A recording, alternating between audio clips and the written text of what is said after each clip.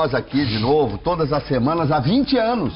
Quando comecei aqui eu era um garotão, vocês lembram? Olha só o estado que eu estou. A grande vantagem da idade é que a gente tem experiência e muitas dores. E também muitos prazeres. Um deles eu tenho agora, em receber um personagem da história do nosso estado. Uma figura respeitada pelo seu trabalho, um empresário de sucesso e um político de sucesso. Assir Gurgas, muito bem-vindo ao nosso programa. Muito obrigado, Sérgio. Um prazer enorme estar aqui com você. Novamente, você que tem uma audiência fantástica aqui no estado. E podemos conversar um pouco sobre a nossa política estadual, nacional, o que está acontecendo no Brasil, né? O que vamos fazer para ajudar a melhorar o nosso país. Bom, o senhor é ou não é pré-candidato ao governo de Rondônia? Tudo bem, Sérgio. Eu estou reafirmando de novo, outra vez, mais uma vez, eu sou pré-candidato ao governo do estado.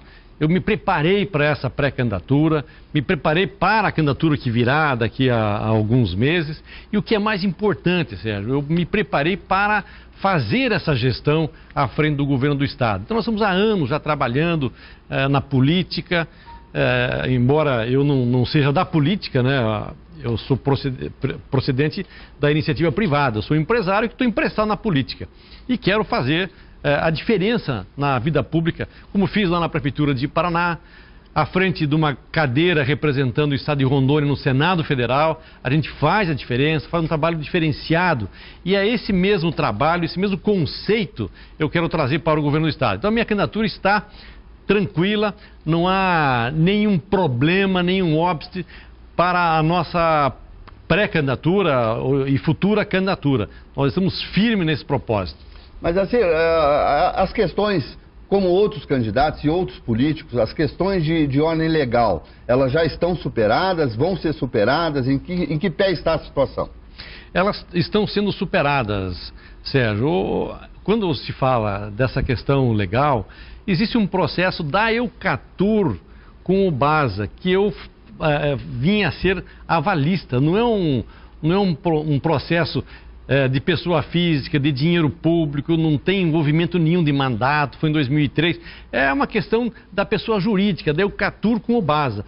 Isso está sendo resolvido pela própria Eucatur, que não tem uma ligação direta comigo. Então isso está sendo resolvido, isso não é impedimento para que eu seja candidato ao governo do estado de Rondônia. Assim, o que se fez, é um mandato senatorial de longos anos, o que tu destacaria que tu fez de mais importante até agora nessa condição de senador de Rondônia? Muito bem, Sérgio. Nós fizemos muitos projetos para o país, para o estado, defendemos muitas teses, mas eu diria que o trabalho mais importante que nós fizemos à frente dessa cadeira no Senado foi quando nós trabalhamos a reforma do Código Florestal brasileiro. Nós conseguimos trazer todos os agricultores, principalmente da região norte, do estado de Rondônia, da Amazônia, mas principalmente de Rondônia, nós trouxemos todo mundo para a legalidade. A partir daquela ação, nós trouxemos todo mundo para a legalidade, cessaram as multas, a consolidação das áreas já derrubadas, que foi uma emenda que nós fizemos no Código Florestal, ou seja, quem derrubou durante a lei, que podia derrubar, estava legalizado. A partir daí, as pessoas passaram a investir no seu negócio, investir na sua terra, investir na sua produtividade, comprar equipamento, calcarear a área, cercar, trazer tecnologia, ou seja, investimento forte através de financiamento, de planos de governo federal que puderam ter acesso. Então, dos trabalhos, esse eu considero da maior importância, que foi um marco na história de Rondônia. Rondônia teve alguns marcos. Nós tivemos a história, o ciclo da borracha, do ouro, da migração e da regularização das terras através do Código Florestal. E também a transformação das áreas da União para o estado de Rondônia também é um projeto meu depois do Código Florestal.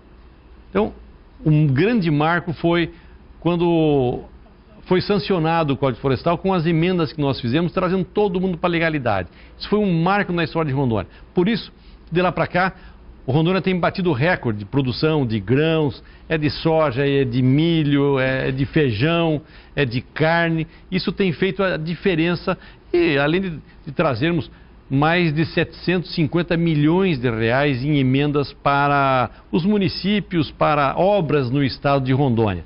E foram mais de 61 projetos, emendas, mais de 1.000 emendas nós fizemos em projetos e medidas provisórias que tramitaram pela casa, mais de 300 relatórios que nós fizemos também para medidas provisórias. Tive o prazer de fazer 2 vezes o Orçamento Geral da União como relator de receitas. Isso nós pudemos, na última vez que fui relator de receitas, colocar a emenda impositiva de bancada. E a primeira emenda impositiva de bancada foi para Rondônia.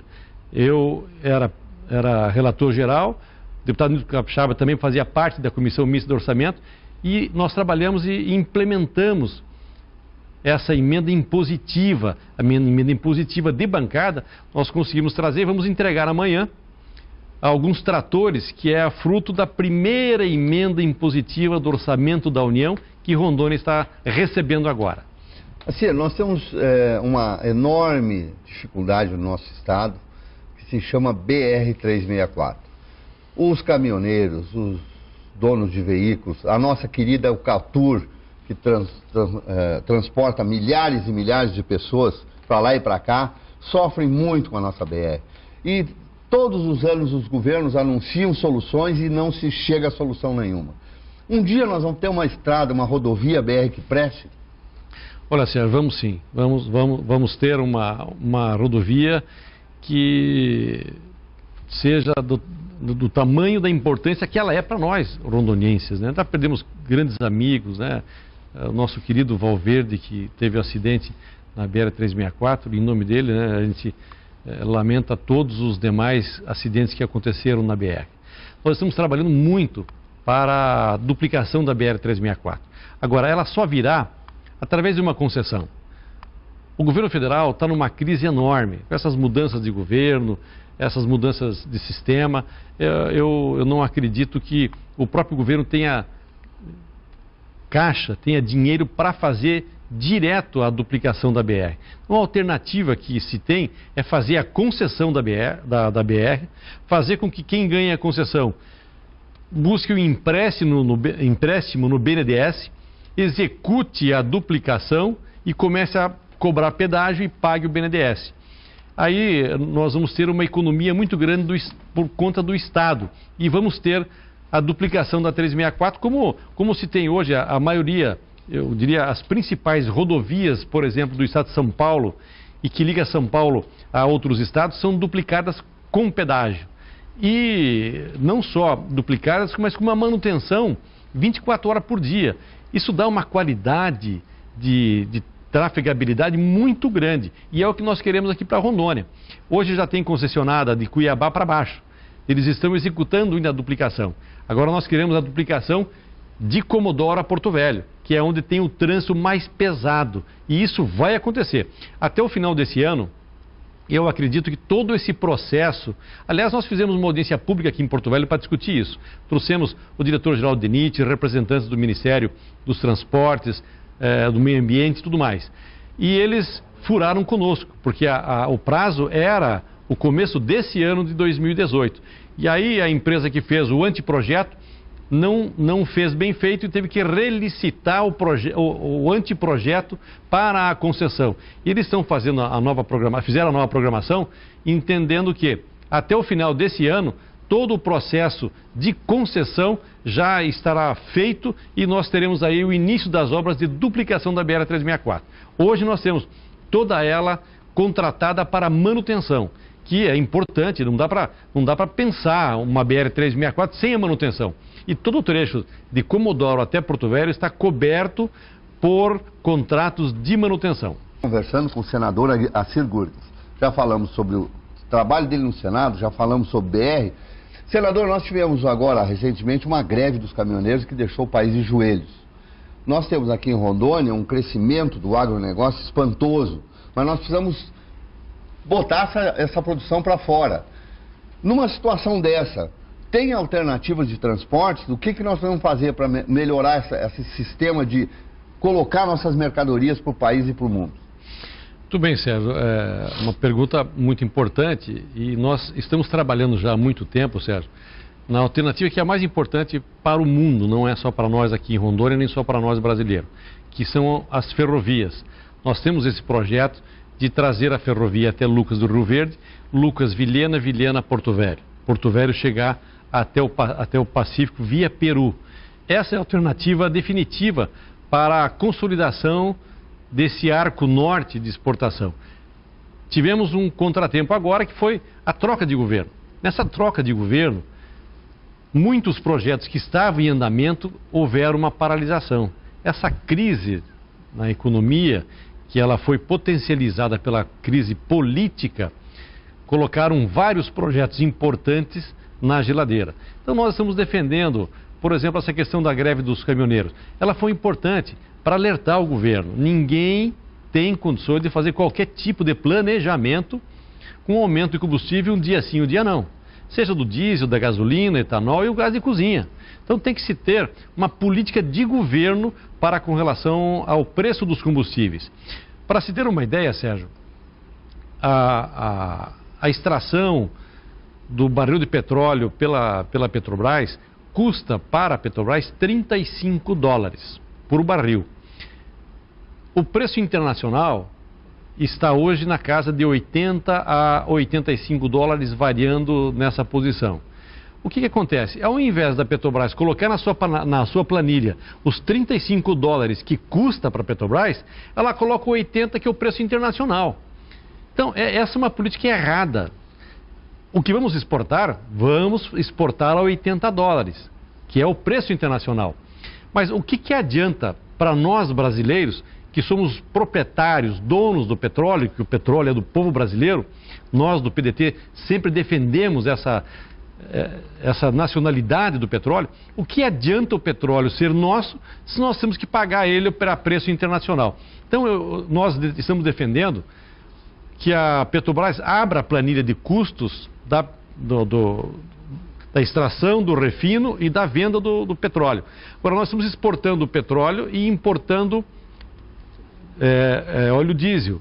Nós temos que investir nas nossas refinarias. Olha quanto custa só o transporte de você exportar e importar o produto já industrializado. E nós temos capacidade para isso. Nós conseguimos tirar o petróleo lá do pré-sal, é um dos poucos países do mundo que consegue isso. Imagina se nós não temos condições de refinar esse petróleo aqui no Brasil. Então eu defendo que nós tenhamos uma política de preço diferenciada de combustíveis para nós brasileiros. Não quero dizer que nós temos que chegar como a Venezuela. O preço da Venezuela é 0,01 centavo de dólares o preço do litro de gasolina. Nos Estados Unidos é 0,62 centavos de dólares o preço da gasolina na bomba. Aqui no Brasil é 1,34. Por que aqui é mais caro?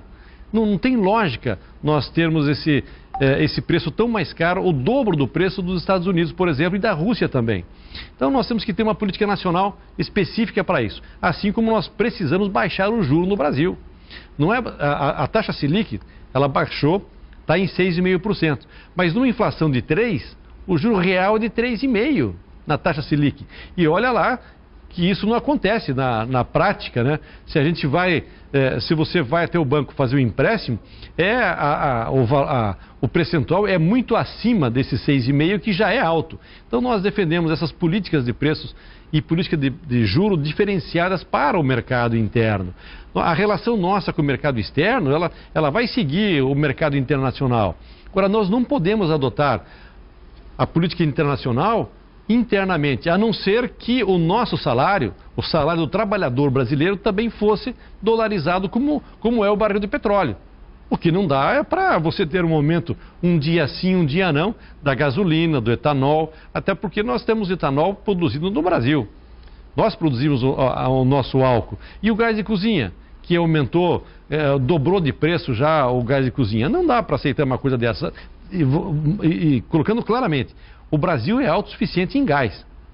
Nós importamos uma parcela da Bolívia ainda, mas o Brasil tem muito gás que nós produzimos e ainda para produzir. Muito bem. Antes de encerrar esse bloco, eu queria falar um pouquinho assim, sobre transporte fluvial. Nós temos aqui os rios maravilhosos, mas precisamos canalizá-los, precisamos de portos, precisamos de melhor estrutura. Esse modal também é um caminho? Não tem dúvida, Sérgio. O transporte fluvial é da maior importância para o Brasil. Veja que nós trazemos a soja e a produção agrícola toda do estado de Rondônia e do norte do Mato Grosso até Porto Velho, e aqui, através das barcas, vão até Itacoatiara e lá faz um transbordo para grandes navios, vai para exportação. O que acontece? O Rio Madeira, certa época do ano, ele fica com problema. Então nós já existe um contrato de dragagem do Rio Madeira por 5 anos.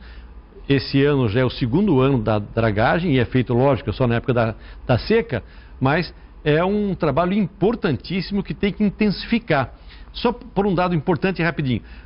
Foi fechado uma venda para o exterior de algodão do Mato Grosso, via Porto Velho à exportação. Então, se nós tínhamos um trânsito pesado de caminhões de soja, nós vamos ter, somado o soja, também o algodão, sendo exportado via Porto Velho através do Rio Madeira. Estamos conversando com o senador Assir Gurgas. Ele é pré-candidato ao governo do estado. Vamos falar sobre isso também. Assir, Ivo Cassol, Maurão de Carvalho, Daniel Pereira e tantos outros nomes. Algum deles assusta na hora de disputar o governo do estado? Olha, todos os adversários têm que ser respeitados. Eu respeito todos os adversários, concorrentes. Não são inimigos, né? Porque não se pode tratar o adversário como inimigo. Nós vamos para uma disputa que eu entendo que é da democracia brasileira, e nós temos que exercer essa democracia. Então nós estamos preparados para enfrentar aqueles que vierem como também candidatos para uma vaga só, né? Para o Senado tem 2 vagas, mas para o governo é uma vaga só. E eu acredito muito no debate dessa campanha eleitoral. Vai ser um debate muito produtivo para todos nós, para os candidatos e principalmente para o eleitor de Rondônia. É porque o eleitor, ele já está assim cansado de aqueles velhos discursos, as mesmas promessas, os mesmos debates. Tem alguma coisa nova que tu acha que vai surgir nessa eleição que pode cair no gosto do povão? Eu entendo que sim. Eu já faço campanha há alguns anos, né? Vou participar da minha 4ª eleição e eu sempre trago a novidade. Eu sempre me coloco como o novo, o diferente, por conta da maneira da gente ser, sem a demagogia, sem ficar atacando ninguém, sem ser muito meloso também, porque a gente, como empresário, a gente quer ter o resultado, né? Você tem uma ação e essa ação ela tem que resultar em alguma coisa. E o resultado do trabalho do político é a melhoria de qualidade de vida da população do nosso estado e daquelas ações que nós estamos fazendo. Então, eu entendo que o compromisso com a sociedade é que vai fazer a diferença nessa eleição. E só faz compromisso com a sociedade quem tem credibilidade.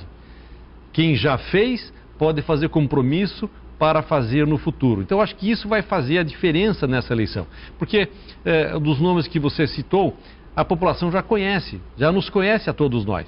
Já sabe o que nós fizemos no passado, quais foram nossas ações, o que nós fizemos de errado, de certo.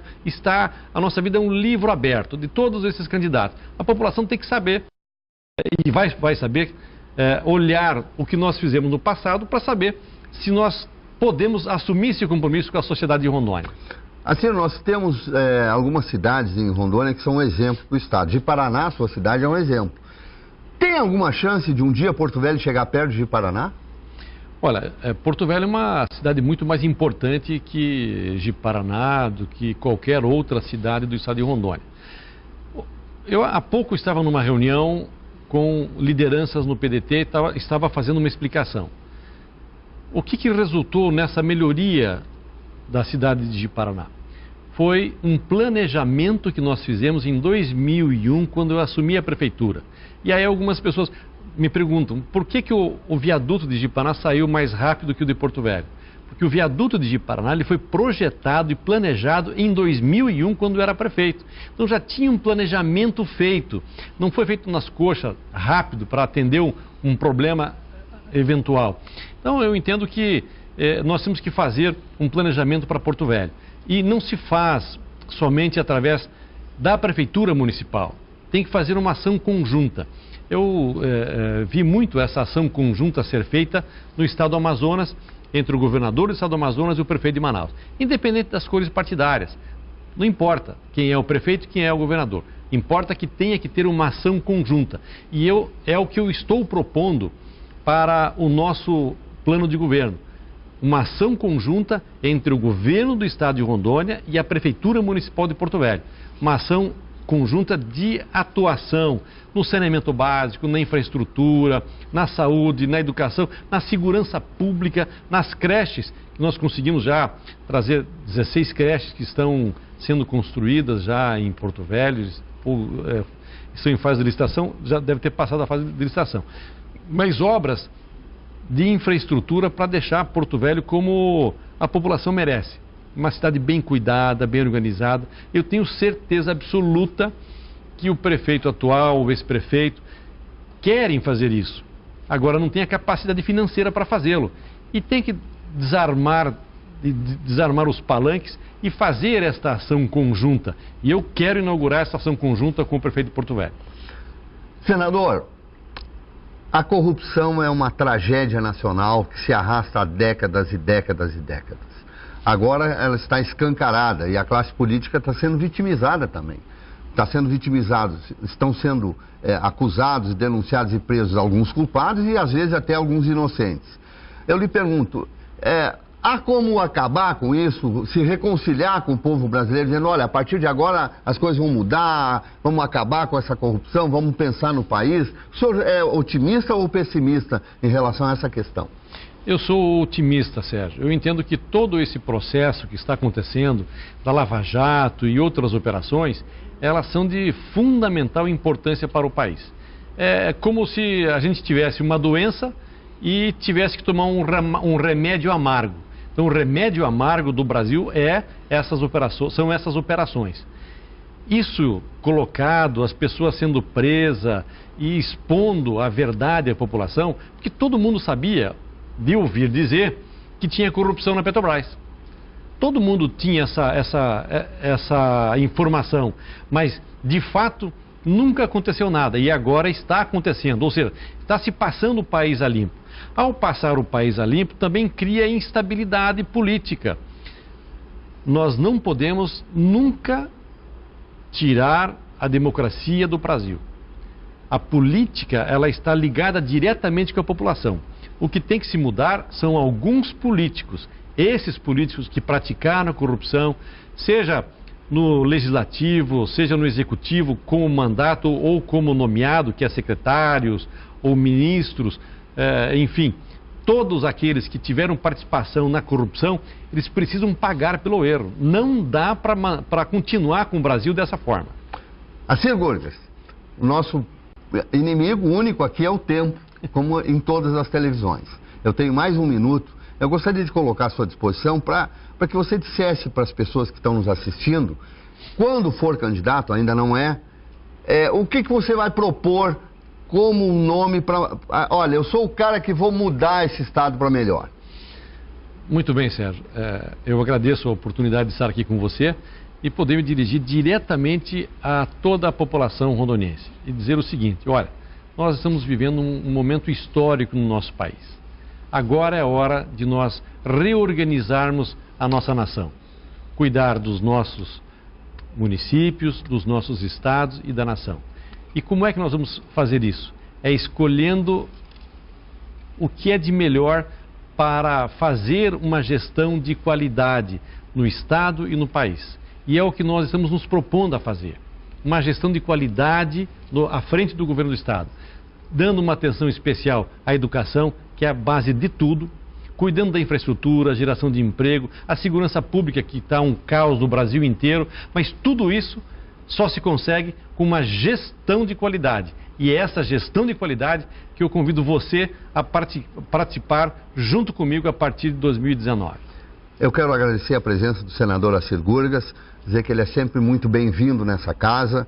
Nós temos uma honra de recebê-lo aqui e que transmita ao seu Assis, de quem eu sou fã, um grande abraço a toda a sua família e desejamos, como desejamos a todos que vão disputar o governo de Rondônia, a maior sorte do mundo, que aquele que ganhar o nosso governo, que faça a Rondônia ser diferente.